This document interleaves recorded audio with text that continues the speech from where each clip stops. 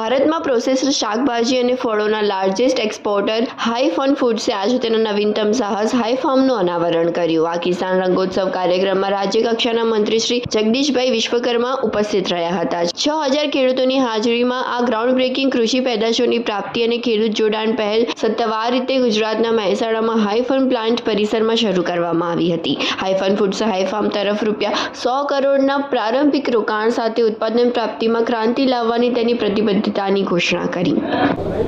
મારું નામ હરેશ કરમચંદાની છે અને હું હાઈફન ફૂડ્સ હાઈફન કંપનીનો મેનેજિંગ ડાયરેક્ટર અને CEO છું। સર, ગંજ બજારથી આપ આજે આ જગ્યા ઉપર છો, કેવું પ્રાઉડ કરો છો?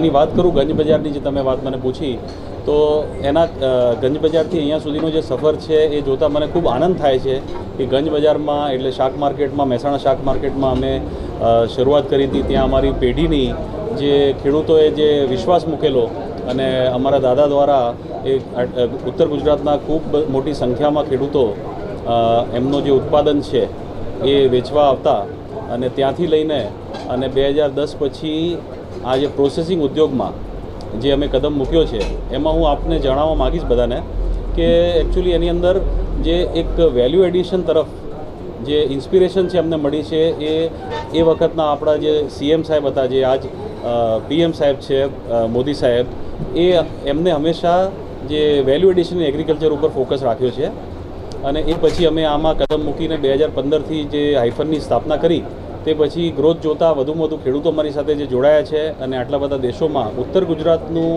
જે બટાકાનું પ્રોડક્શન છે એના એ બટાકાને વાપરી અને એનું એ વેલ્યુ એડિશન કરી 40થી વધુ દેશોમાં એક્સપોર્ટ કરી રહ્યા છે એ જોતાં અમને બહુ આનંદ થાય છે। હવે ખેડૂતોને શું આપવા માંગો છો?